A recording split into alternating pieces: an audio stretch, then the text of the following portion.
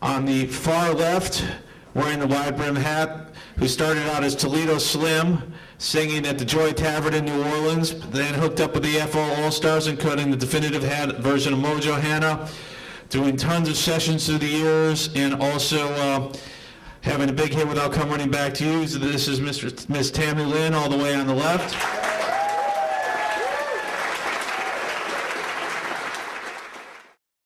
The whole idea is that at some point in our lives, we were very young, without realizing it, what you guys get from us is something that we didn't understand what it was. I think a talent and the need to give that talent to others. I think we're chosen. I don't think we really choose. You wake up one day as a kid, I was 5 years old, I was singing in church. By the time I was 11 years old, I was on the radio. I had trios, my girlfriend and I, just sang all the time. Music was its thing.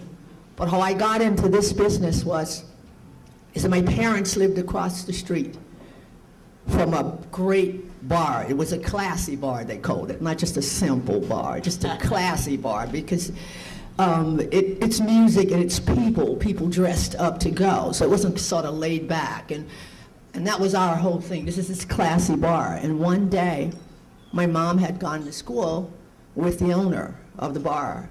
And I had been singing in a lot of little clubs.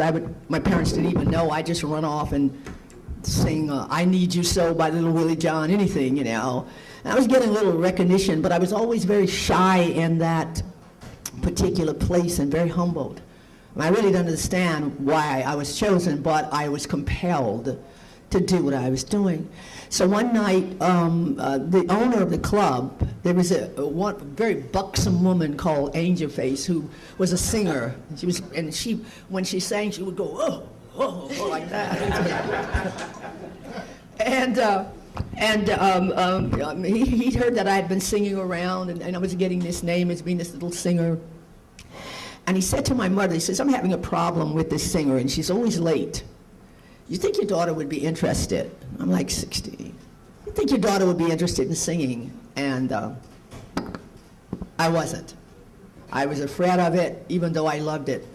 I wanted to be a speech therapist with retarded children. So my mother said to him, yes. I think Mom was thinking maybe money, and I'm getting tired of buying clothing. She's got to pay me back or something. So she said, yes, my daughter will be there to audition. I came home one evening and she said, you have an audition. I said, what's that? What's an audition? And he says, well, I said, I can't do this. So I went over to the audition, knees knocking, very frightened, and Red Tyler from this city, who's an incredible musician. Alan Toussaint was the piano player. Smokey Johnson was the drummer. Chuck Beatty was the bass player, and I was frightened. So I went over and they asked me, what do you sing? I says, well, everything. And they says, oh, really? So they asked me to sing. I've never been a drinker of anything. I mean, I just don't drink at all. But I went on and I had 6 shots of 6 shots of gin. I was trying to do this thing. I was so frightened, I didn't know what to do. And there were people just smiling, and I'm like, what do I do? Anyway, I don't know why they chose me, but 2 weeks later, they fired Angel Face. Wow. That was the beginning of my entrance into the music. Wow. And I started off with these incredibly brilliant men who protected me. I mean, they knew I was 16. So they protected me. They brought music for me.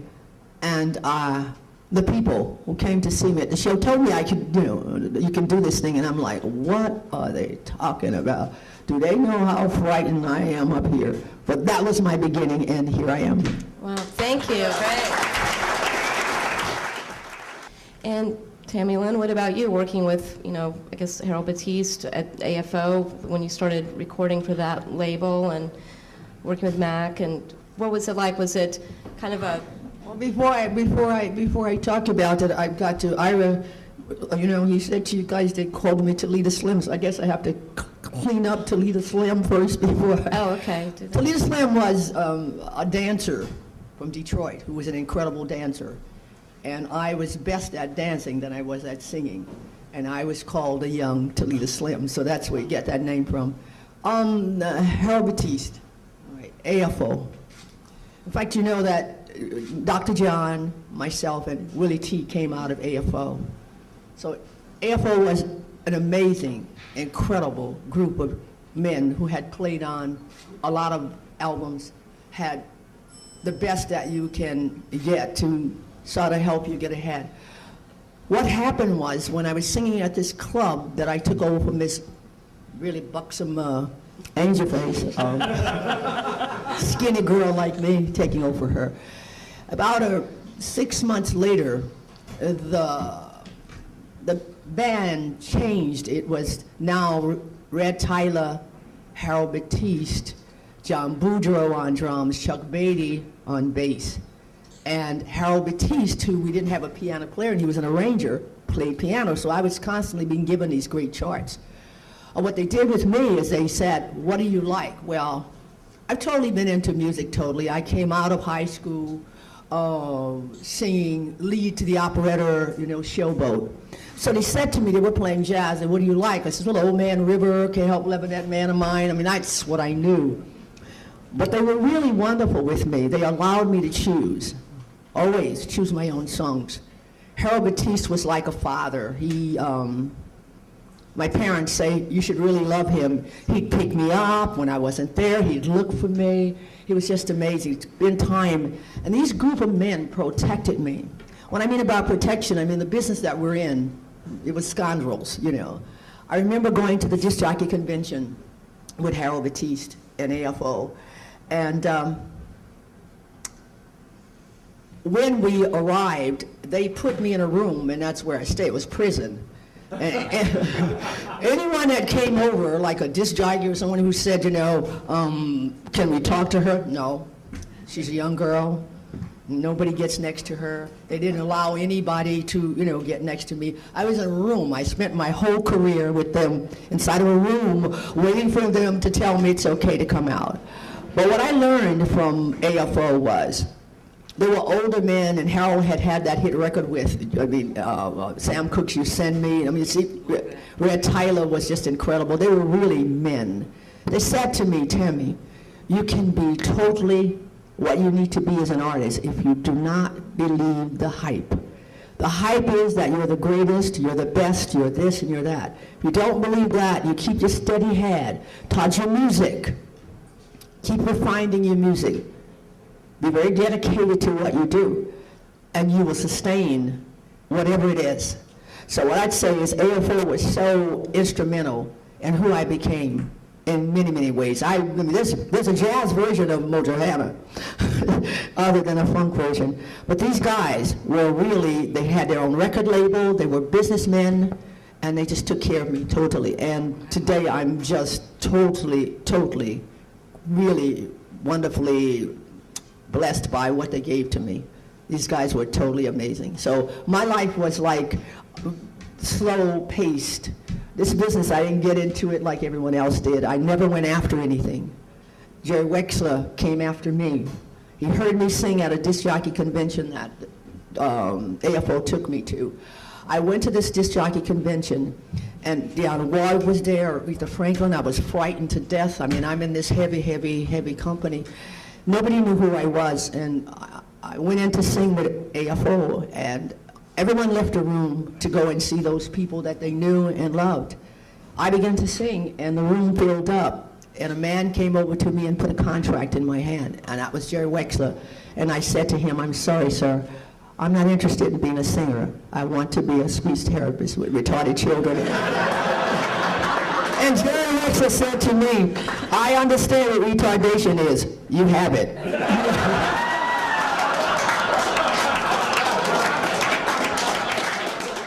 Did you start to like kind of, because I know I interviewed Gladys Knight once who said kind of a similar thing. She was on the road with the Pips, and she started getting a complex, like, nobody like me, the guys don't like me, no one ever comes around me. And then she found out that her brother and cousins had been, you know, threatening, like, if anybody comes near her, you know, you're dead meat and all this kind of stuff.